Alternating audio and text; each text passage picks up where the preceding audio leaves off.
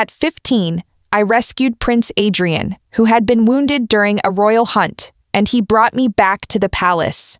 Later, I gave birth to twins. But just as in those old tales, Adrien found my humble origins distasteful, and no one in the Eastern Palace regarded me with any respect. So on a pitch-black night, I quietly gathered my children and planned to return to my little wooden cabin on the grasslands. In the end, I only managed to take my daughter with me. 7 years later, Adrien, now the new emperor, came to hunt on the grasslands once more. Fearing discovery, my heart was filled with constant dread, and I found myself paying less attention to my child. Until one day she wandered too close to the river in her play and fell in. When I pulled her out, she was crying pitifully. "Mother, mother, mother, mother, I can do it myself. Don't remove my clothes." I was so angry, I gave her bottom a sharp slap. The next second, however, my jaw dropped at what I saw before me. My sweet, soft little daughter. When had she grown something between her legs that belonged to a boy? The sun was setting behind the mountains, marking the end of another day. I sighed and made another mark on the wall. It had been a full 15 days now. Just when did Adrien plan to leave? If one day he truly came searching for us. I glanced at the little girl across from me, reluctantly picking at her food, and felt my heart growing heavier. No matter what it cost me, even my very life, I could never return Luna to him. Moth, cough, cough, mother. The little girl felt my gaze and looked up at me. I don't want to eat anymore. Looking at my daughter, who hadn't even finished half her bowl, my frown deepened. Why has your appetite been so poor lately? Did you eat something strange when you went mushroom picking the other day? Ever since she had snuck out to gather mushrooms 7 days ago, she hadn't been herself. Poor eating, poor sleeping, and she no longer came to snuggle with me at night. Yet, whenever I turned to look at her, I always met her large, fluttering eyes staring at me, sparkling like stars. What is wrong with Luna? I chuckled. It is as if you've never seen your mother before. The little girl blushed and lowered her eyes. Mother is so beautiful. I want to look more. I cleared away the plate of roasted lamb ribs, her usual favorite that she hadn't touched today, and made my decision with gritted teeth. Come, Mother will take you down the mountain to see a physician. Emperor or no emperor, nothing was more important than my precious child. Ah, no, that is not necessary. Luna's face went pale as snow. Mother, I am really not hungry. I am perfectly well, no need for a physician. Her eyes darted about. I just remembered I have a book I haven't finished reading. I'll go read it now, Mother. How unusual. I watched the child scurry away like a wisp of smoke, somewhat puzzled. Instead of going to train her eagle after dinner, she is actually willing to read. Back in the Eastern Palace, I couldn't read a single character, and even the serving maids laughed at me behind my back. After having Luna, I specifically hired a tutor from down the mountain. My daughter must never be looked down upon as I had been. But this child seemed to have inherited my nature. She showed little interest in books. Today's change was quite remarkable. I marveled at this while clearing the table, when suddenly I heard a child's piercing scream from behind the house. Ah, mother, mother, save me. Hearing Luna scream, I was frightened out of my wits. Instinctively thinking Adrien had come to take her, I grabbed the axe and rushed to the backyard. But there was no Adrien, only Luna huddled in the corner, trembling, with Eamon, the mastiff who usually loved playing with her. But the big black dog who had always adored her was now baring his teeth and growling continuously from his throat. Eamon, what are you doing? I pulled Luna behind me and shouted angrily. Have you gone mad from herding sheep? Don't you recognize Luna anymore? Hearing my scolding, Eamon let out a pitiful whine but still glared fiercely at the child behind me, barking twice more. Enough. I picked up a piece of firewood and gave his rump a hard whack. You'll sleep with the sheep tonight. After being out for days, you've forgotten your own master. Eamon whimpered mournfully. but having been raised by me from a pup, he obediently slunk away with his tail between his legs. I pulled the still trembling child into my arms, whispering comfort. "It is all right. It is all right. Mother is here." The small body in my embrace clung to me. After a few moments of quiet, she called out tearfully, "Mother." "Yes." I held her tighter, my heart aching. This child rarely showed such distress. She must have been terribly frightened. But why would Eamon, who had grown up with her, suddenly bark so fiercely? I recalled the mastiff's behavior. It wasn't how one treats their master, but rather how one confronts a thief who is broken into the home. But I didn't ponder this long, as my thoughts were pulled back by Luna's soft crying. "Mother, mother, mother, I've missed you so much. You are never here, and I am so afraid." My heart ached as I lifted the child in my arms, lowering my head to kiss her forehead. She must have been terribly frightened. She was even speaking nonsense now. "Don't be afraid." I patted her gently while singing a grassland lullaby. "Mother is always here. Mother will stay with you forever. No one can take you away." The next day, to comfort the frightened Luna, I offered to take her mushroom picking in the mountains. Since Adrien and his men were hunting on the grasslands, they surely wouldn't venture into the mountains. The little girl's eyes lit up with joy when she heard we were going out. But she who could usually part the grass and discover mushrooms seemed distracted today. We walked for a long time without finding anything. Does Luna have something on her mind? I brushed away the disheveled hair from her forehead. "Mother." She looked up at me and swallowed as if gathering courage. "Did father really not want me back then? Why bring this up suddenly?" When Luna was younger, she had asked why she had no father. Thinking of my past with Adrien, I had summarized simply, "Your father's family was wealthy and found me beneath their station, so I left with you." But the little girl who had once angrily accepted this explanation now looked at me with complexity. What if mother was mistaken? How do you know father looked down on you? This question stunned me completely. How did I know? Actually, from the moment I found Adrien, I knew he was of extraordinary birth. The finest silks, the superior sword, that crystal clear white jade. I had known from the start that he was someone I shouldn't have become involved with. But perhaps I had lived alone too long. Or perhaps I had never seen a man as handsome and refined as Adrien. I began to treasure every second with him, even anticipating accidental physical contact. Like when he smiled and reached from behind me, covering my hand as I lifted a water gourd. "Miss Lydia, you saved my life and worked so tirelessly. I feel truly guilty." Feeling the strength that enveloped my hand, I blushed deeply. "You can just call me Lydia. Your wound has healed. Shouldn't you contact your family to come for you? Or if you are unwell, I could help you send word." Adrien's previously smiling face suddenly darkened as he stared eastward for a long while before turning to look at me. His eyes held pain. "Are you so eager to be rid of me? Do you find me so distasteful, Lydia?"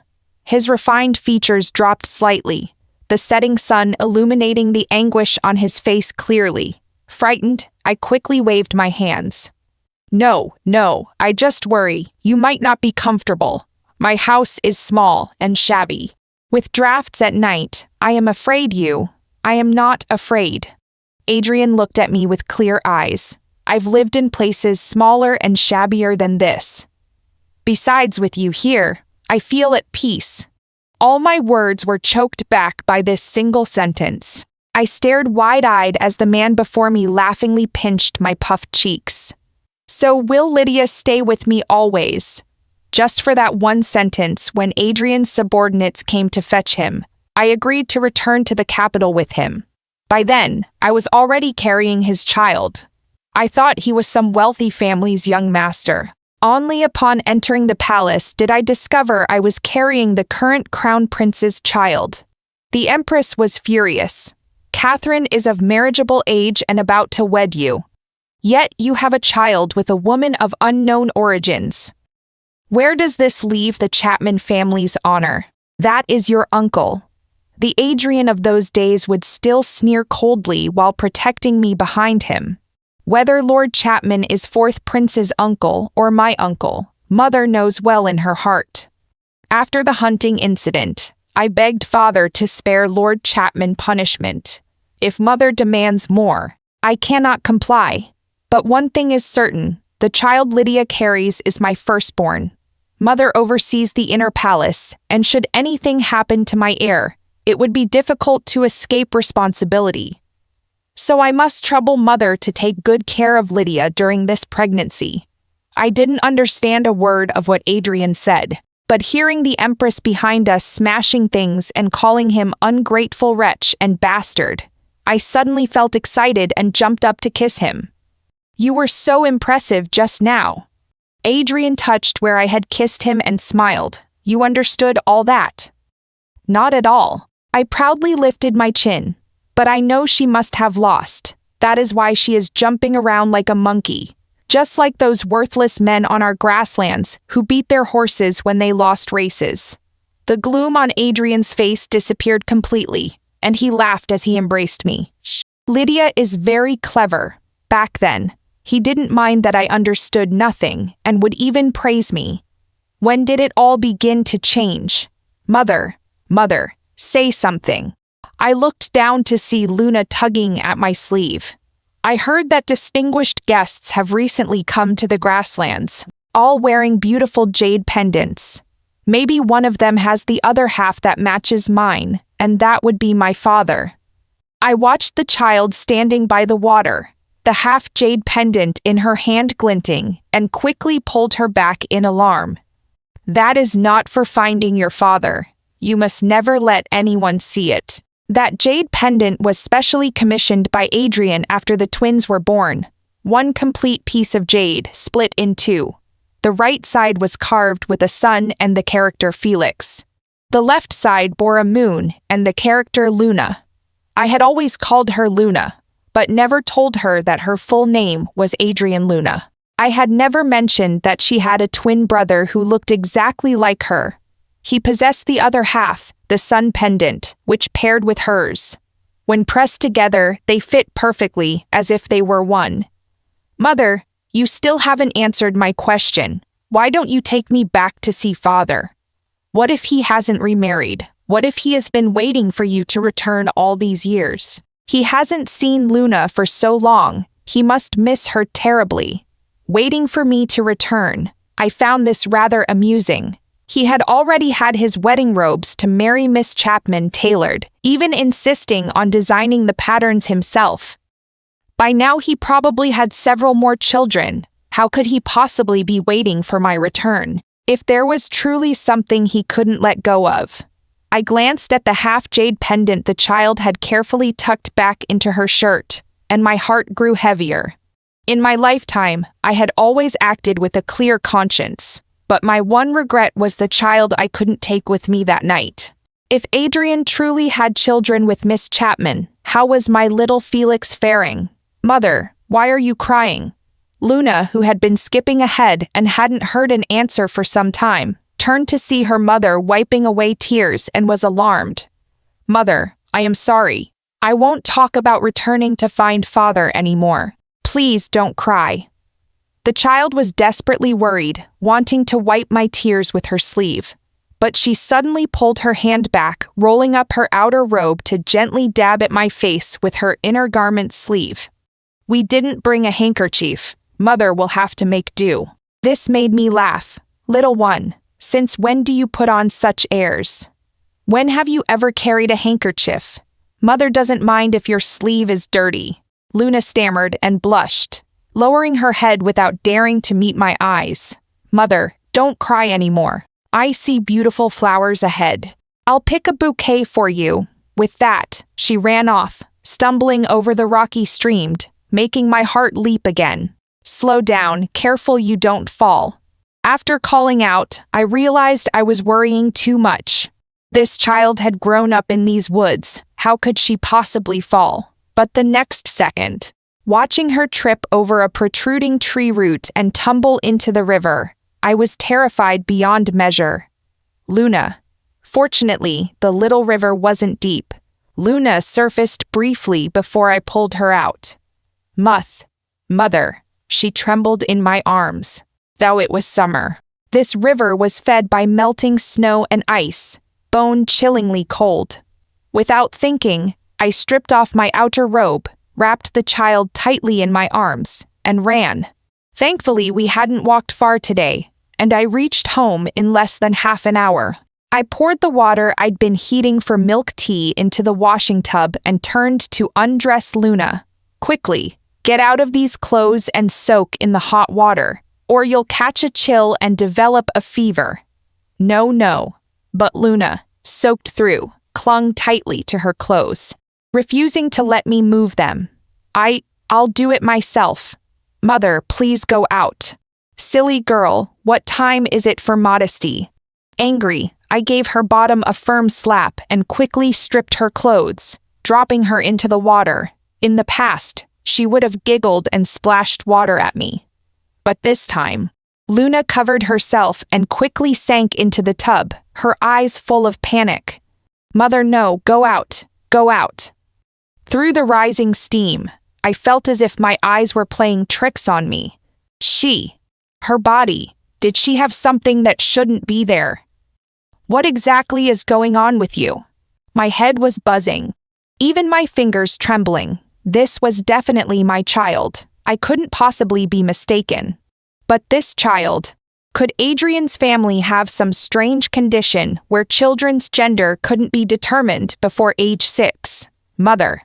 Seeing my expression growing alarmed, the child in the tub's eyes filled with tears. Please don't be angry. This isn't Luna's fault. It was all my idea. I met her and then. What do you mean? I felt my heart about to leap from my chest. My knuckles went white, gripping the tub's edge. Who are you exactly? Where is Luna? Where did Luna go? Actually, why did I need to ask? This age, this appearance. I couldn't tell if tears or steam were blurring my vision. You are little Felix, aren't you? Mother, I am Felix. Two trembling voices overlapped in this moment of mutual recognition.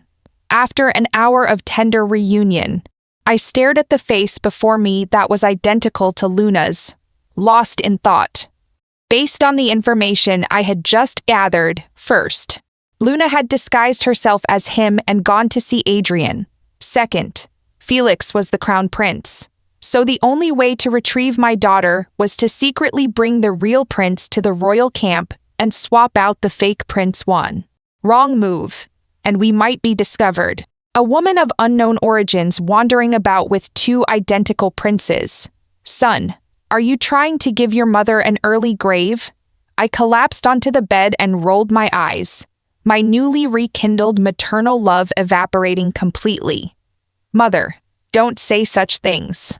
Before I could finish speaking, soft little hands covered my mouth completely. Mother still needs to be Empress Dowager for Felix for many years. My vanished maternal love returned instantly. I pulled the child into my arms, patting his back while mocking Adrien. How useless, even raising his son at his side. The boy doesn't cherish you. Mother, when shall we return to see sister and father? The person in my arms looked up at me with grape-like eyes. If father discovers Luna's identity, I am afraid. My heart immediately tightened. Yes, if Adrien truly discovered her identity, he would never return my daughter to me. Mother, Felix watched my expression carefully. I know the secret path back to the camp. We could go quietly tonight. No one would discover us. I looked down to meet his sweet smile. Tonight then, Mother. What do you say? A chill ran down my spine for no reason. This expression of his suddenly reminded me of my simple wedding ceremony with Adrien. He had smiled just like this, his left arm around my waist as he pressed me against the bedpost. Didn't you say you loved me? You even bought the red silk. Won't you bow to heaven and earth with me? Shouldn't we have someone choose an auspicious date? I looked at the red silk he had brought out, my cheeks burning. Adrien chuckled low, using his lips to brush against my chin. With Lydia, every day is auspicious for marriage. Tonight then, what do you say? His low, hoarse voice tempted me to abandon reason. I heard myself whisper in response, yes. That night, I watched Felix leading me by the hand through the darkness, deeply lost in contemplation. I couldn't resist Adrien back then, and now I can't resist his son either. Lydia, have you learned nothing in these 7 years? What is wrong, mother? Sensing my hesitation, Felix stopped. Don't you want to go anymore? It is all right. I'll stay with mother then. He began leading me back while coughing softly. Felix has enjoyed 6 years of luxury. It is time for sister to have her turn. Mother can take Felix far away, so you won't fear father taking him. I looked at the child coughing until tears came, frightened, and quickly wiped them away. How could I possibly take this child to live outside the palace? I didn't know if it was because Luna had taken his nutrition in the womb. But this child had been frail since birth. Otherwise, I wouldn't have left him alone in the palace. I was truly afraid I couldn't keep him alive. After just a few days with me, he'd had stomach pain, and now catching cold, he was coughing. Thinking of Luna's sturdy, calf-like constitution, I sighed and rubbed the child's soft hair. Come, mother will take you home. Hearing home, Felix squeezed my hand tighter, looked up at me but then lowered his head, finally saying only, "Follow me, mother." He spoke no more for the rest of the journey, and my heart was in turmoil. My mind kept returning to the increasingly bitter arguments Adrien and I had before our separation. Actually, until the children were born, our relationship had been very good. But after having the children, I heard the palace maids gossip. Why hasn't His Highness given the lady a proper title? Even the 2 children have no rank. A woman of unknown origins. How could she receive a title? Even naming her a consort would bring bad luck to the Eastern Palace. Who knows if the children she carried were really the prince's? We can't confuse the imperial bloodline. By then I understood that having no rank in the palace meant having no standing. Without standing, I couldn't protect my children. But what did Adrien say? He saw me less and less. And when I brought up this matter, he actually got angry with me. Consort.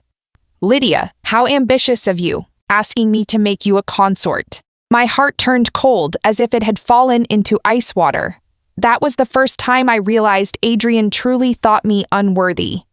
I even secretly witnessed him speaking with Miss Catherine Chapman that day, his face bearing the same disdain. The Chapman family agrees to make her a consort. Ridiculous. When did the Chapman family get to decide her rank? Even when outsiders suggested it, he refused. Later, I heard he was having the imperial wardrobe prepare wedding garments for his marriage to the crown princess. That is not right. Adrien's face showed rare gentleness. The color is wrong. I'll draw it myself and have someone send it to the imperial wardrobe. He was actually personally designing clothes for Miss Chapman. My hands holding the food box trembled, but in the end, I didn't knock on the study door. Hearing the people inside fearfully kneeling and apologizing, I turned away with red-rimmed eyes. I didn't hear Adrien's sigh that scattered in the wind. It is all right. You've never been to the grasslands. Naturally, you don't know what those flowers look like. Only I know. He remembered the little yellow flowers Lydia brought back daily, his face soft with tenderness. But he didn't know that the woman he treasured above all else had already decided to leave. I carried Felix over 5 mountains before finally reaching the edge of the imperial camp. Looking at the child in my arms who had grown pale after climbing just half a mountain, my heart ached. I should have realized sooner, with such poor health. How could this be Luna, if not for accidentally falling into the water? This child might have continued suffering at my place. Watching Felix coughing until his eyes reddened in the cold wind, I pulled his cloak tighter and whispered soothingly, "Don't be afraid. We'll be home soon." "Mother." The child in my arms weakly tugged at me. "Please put Felix down. I'll go find sister myself and bring her out. But seeing the child sway 3 times just from standing, I couldn't bear to release his hand. Could he even find the prince's tent properly? Would he be discovered? Would he collapse halfway there? I gritted my teeth and picked up Felix again. Forget it. I'll carry you back. If we truly encountered someone, he still wore the jade pendant symbolizing the prince's identity. Surely that could explain things. Felix nestled against my shoulder with curved eyebrows, his voice soft and sweet. Thank you, mother. At the prince's tent, he slipped from my embrace, like a little fish, and loudly called as he lifted the tent flap, Luna. Quiet. I was afraid he might alert someone and quickly followed inside. I looked around anxiously searching for Luna, my worry reaching its peak. Was she eating well here? Had Adrien discovered her identity? Had he been harsh with her? But turning a corner, I saw my precious daughter, whom I'd worried about constantly, sitting on a man's lap with a lamb shank in each hand. Giggling. I heard that story yesterday. Tell me a different one, father. Adrien. My breath stopped as I looked between the real prince clinging to his leg and the fake prince waving a roasted lamb shank at me, calling mother. A chill ran down my spine.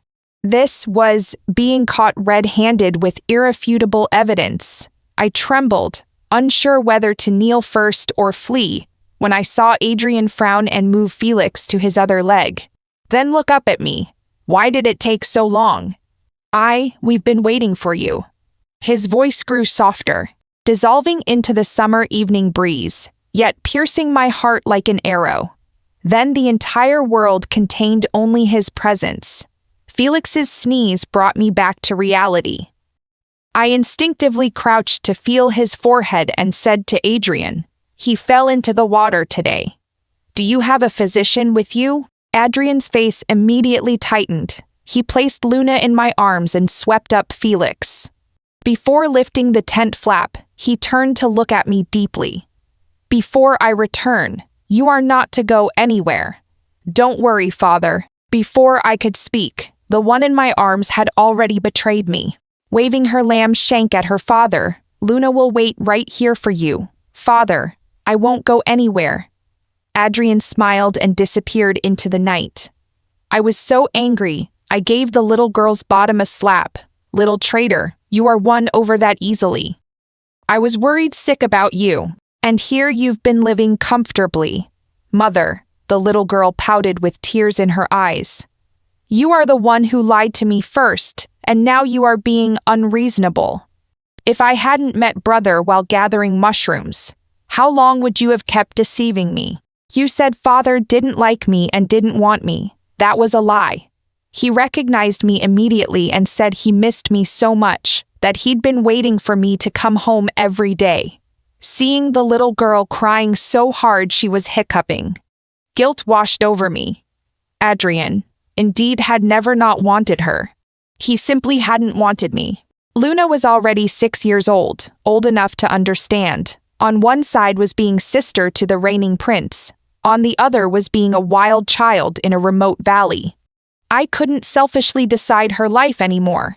With this thought, I sighed and smoothed her messy hair. "Luna is right. Mother deceived you. He never disliked you. This time, go back with your father. With your brother there, no one will be able to bully you." The little girl listened with growing confusion, slowly lifting her head. "What about mother?" "Mother." I rubbed my aching eyes, forcing a smile. "Mother will always be in the little wooden house, waiting for you to come home. I don't want that."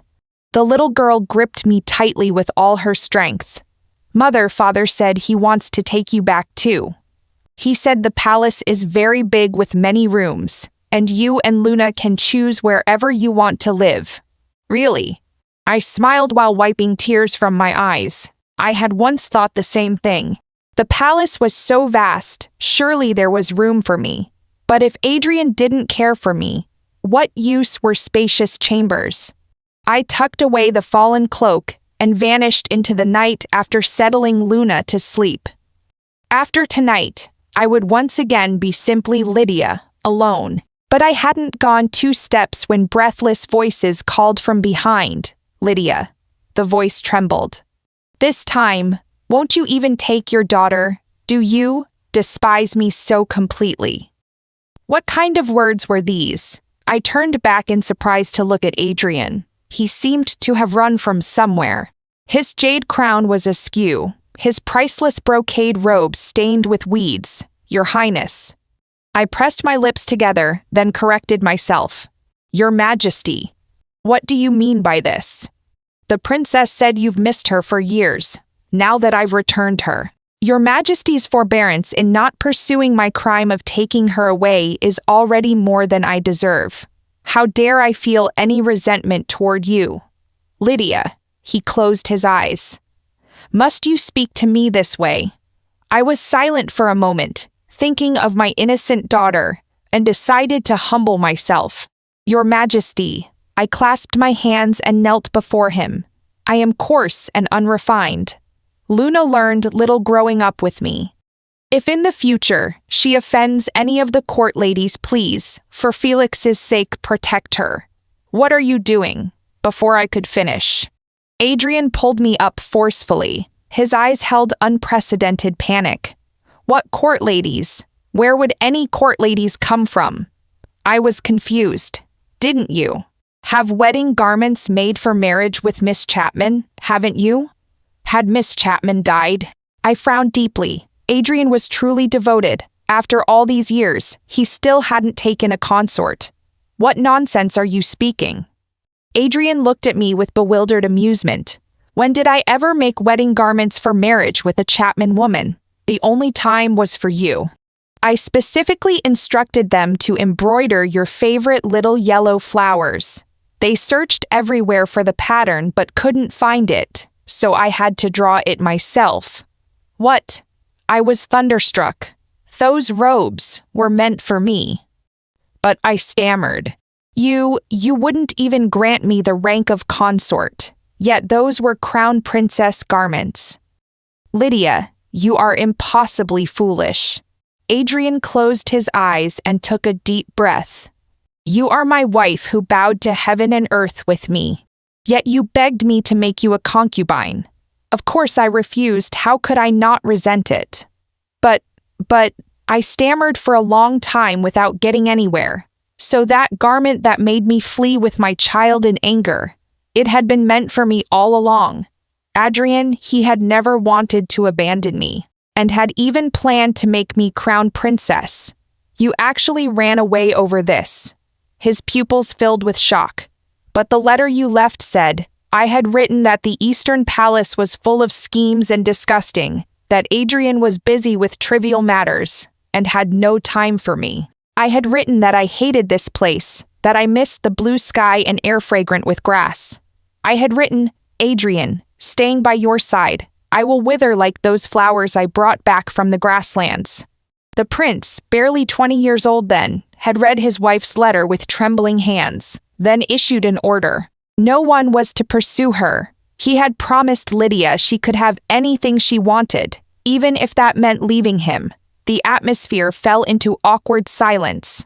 If that was true, then what had I been doing these years? Living rough with Luna on the grasslands. Lost in thought, I was startled by Adrien's vicious Lydia. His grinding teeth and fierce gaze softened the moment they met mine. "Lydia." He called my name low, carefully extending his hand. "This time, will you come home with me?" I swallowed and tried to secure another layer of protection for my children and myself. "This time, can I still be crown princess?" He closed his eyes and took a deep breath. My face immediately darkened. What did he mean by this? But before I could explode, Adrien pulled me into his embrace. "Now your son is crown prince. If you want to be anything, you can only be empress." Right. I came to my senses somewhat satisfied. I suppose I've risen through my son's merit. Adrien snorted coldly, pulling me toward the great tent. "It is Felix who rose through his mother's merit." Before returning to the palace, "I am afraid you'll have to endure a few days without official status." Adrien placed a cup of hot tea in my hands. This time, I must completely eliminate the Chapman family before you can be free of future troubles. Your uncle is still eager to find you girls. I was somewhat surprised that Miss Chapman remained unmarried all these years. Waited 6 years for you. Nonsense, Adrien laughed. Catherine Chapman married long ago, but the Chapman family keeps raising batches of young ladies. All raised for you. I was shocked. Could I really trust going back with him? Enough. Adrien seemed to see through my thoughts and pressed me into his embrace. Don't overthink. I'll handle it.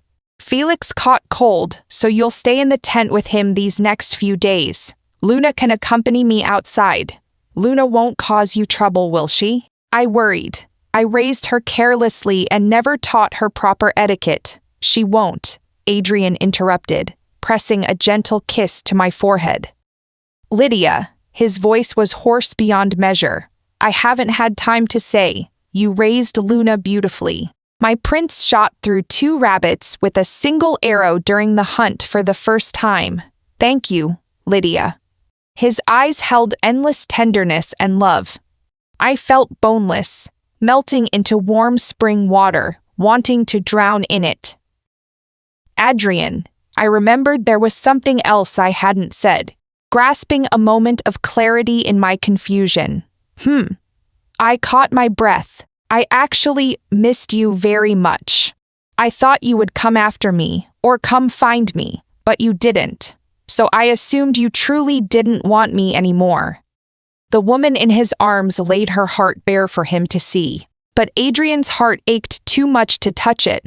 I am sorry. He could only rasp out apologies again and again. I am sorry, it was my fault. I thought you truly wanted to leave me. Adrien, Lydia clung to him. Do you know, grassland flowers don't die just from leaving the grassland. Wherever the soil that nurtures them is, that is where they can bloom. Yes, Adrien responded gently, wiping tears from the woman's eyes. I'll remember. Lydia, I'll nurture you with my heart, unto death. Adrien's handling seemed more complex than I had imagined. Each time he returned from council meetings, his face was darker than it had been 7 years ago. But this time, no matter how angry he became, he no longer avoided me. He would even pull me into his embrace, kiss my forehead gently, and honestly confess, it is indeed not going smoothly, but there are other methods. Lydia, don't be afraid. When he said not to be afraid, I wasn't afraid. Adrien didn't know that I would believe anything he said. Felix's fever broke, and he quietly crawled from bed to whisper in my ear, Mother, don't worry anymore. The Chapman family isn't really difficult to handle. But he has just been cautious about the impact of their downfall. The 6-year-old child knelt before me, already showing signs of strategic thinking. Mother, he smiled somewhat shyly. Actually, we came this time specifically to find you. Father said if you still wouldn't return to the palace, he would grant the Chapman family's wish and make a Chapman woman empress to placate them, then gradually eliminate them. But if you were willing, Felix recalled the cold gleam in his father's eyes then, and even now he would shiver slightly. His father, who had always been so gentle with him, had seemed covered in 3 feet of ice. His words bone-chilling. We'll use Chapman blood to add some color to your mother's wedding dress. 3 days later, First Minister Chapman was the first to submit his resignation, claiming that many days of hunting had aggravated his old ailments, and he could no longer serve His Majesty effectively. He also said that being advanced in years, he wished to return to his ancestral home with his children and grandchildren to live out his days. Adrien smiled and granted the request. Don't be afraid, Lydia. He dressed in his riding clothes and kissed my forehead one last time before leaving. When today's final hunt ends, I'll take you home. This time, no one will ever look down on you again. I smiled as I fastened the cloak at his shoulder, though my heart was inexplicably anxious. Adrien, please don't get hurt. Don't worry, he laughed heartily. The final hunt only requires my presence. I'll return quickly to be with you. But that day I waited long until the sun set in the west, and still he didn't come. Instead came a blood-stained man with armor clanking, who knelt and called me, Your Majesty. General Marcus. Felix heard the sound and emerged from behind the screen, his small face full of worry. Why are you in this state? Where is my father? Your Highness. The man on the ground looked up at Felix's face and gasped. How are you here? What exactly happened? I anxiously grabbed the man and pulled him up. Where is Adrien? Where did Adrien go? My voice carried a trembling I hadn't noticed. Your Majesty, forgive me. Marcus wiped blood from his face. The Chapman family did indeed make their move as expected. We didn't anticipate that besides His Majesty, their target also included the Crown Prince. In the forest, they failed to assassinate His Majesty, but when we returned to camp, His Highness had vanished without a trace. What was he saying? My head spun, and I pinched myself hard before my vision cleared. But Marcus looked down at Felix beside me with a frown. Who did His Majesty take men to pursue? Could it be? It is my sister. Felix stepped in front of me, climbed onto a stool to meet Marcus's gaze. General Marcus, how many men did father take and in which direction? 500 men, unknown direction. So we divided into groups of 100 for each direction, with the remaining 100 returning to camp to protect you and Her Majesty. Felix nodded, then walked outside and put his fingers to his mouth, whistling. Soon an eagle will come. Take another 100 men and follow the eagle's direction. You'll surely find the princess. I drew a sharp breath behind him. It was Luna's eagle. No wonder their father and daughter had known I was coming with Felix. But with the sound of an eagle's cry, hoofbeats approached from far to near, and a burly man holding a child leaped down from his horse. I recognized him. He seemed to be the Chapman family's highest-ranking young member, called Charles Chapman. General Marcus needn't rush to find the prince. Charles squinted at Marcus. Isn't the prince right here? You. Marcus gripped his sword tightly but dared not advance, mindful of Luna in the man's grasp. So you are the enchantress who bewitched our master. Just with this appearance, Our Majesty truly has fine taste. The man looked me up and down with a sneer. Oh wait, that should be former Majesty now. His Majesty met with misfortune while hunting, and only through my protection of the prince have we preserved the foundation of our great kingdom. You are lying. A sharp pain shot through my chest, making me nearly collapse. The one behind you is the little princess from years ago, isn't she? Charles smiled without warmth as he stared at Felix behind me. 2 children, at least one must survive, mustn't they? Your Majesty, consider carefully. What do you want? I dug my nails deep into my palms, gritting my teeth. Simple, Charles smiled, pulling out an imperial edict and throwing it before me. We hear His Majesty treasured your Majesty. His private seal, surely you know where it is. Take it out. Stamp this, and I'll let you and the princess go. After all, you've been away from the palace these many years. You probably don't want to get involved in these tedious matters anyway. His face wore a genial smile, but I looked at the edict in my hands with my heart nearly stopping. It named former First Minister Chapman as regent, appointed Charles Chapman as First Minister to lead the cabinet, with both jointly governing until the new emperor came of age. You could just take the child and claim the throne directly. I clenched my fists. Your Majesty speaks strangely, Charles laughed. The Chapman family are loyal ministers. How could we overstep the emperor?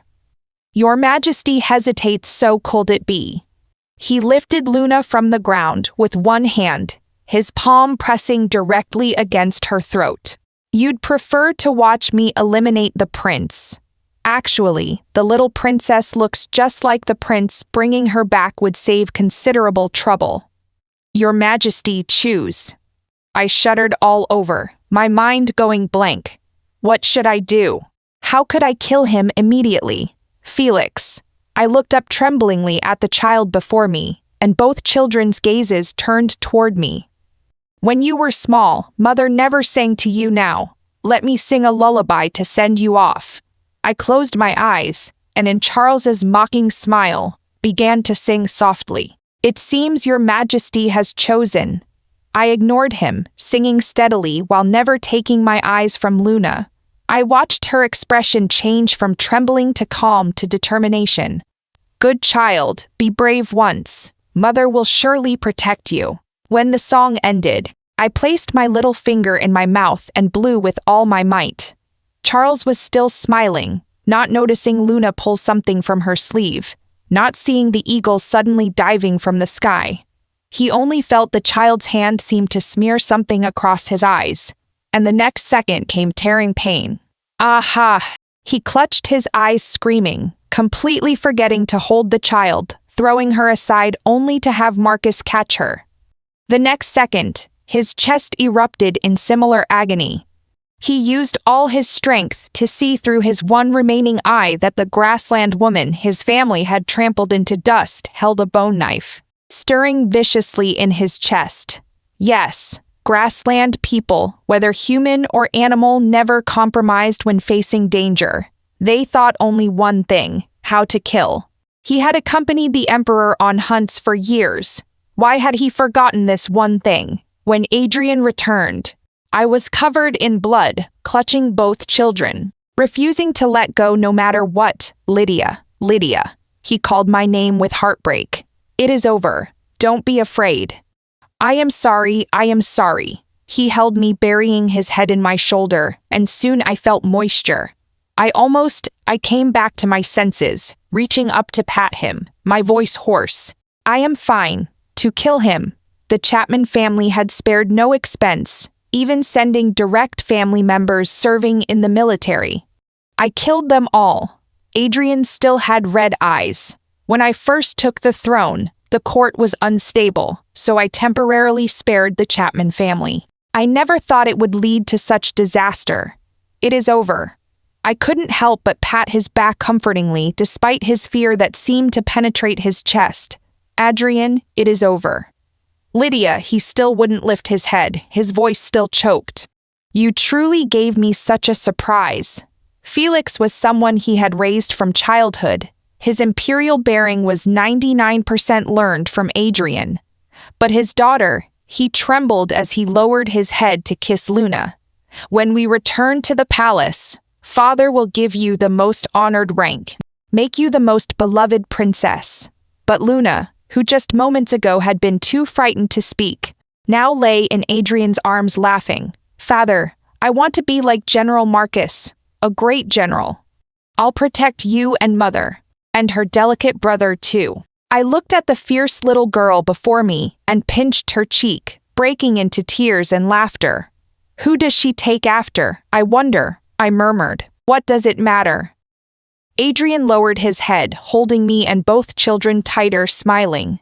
In the future, one will govern, one will command armies. Regardless, it is a perfect match of dragon and phoenix.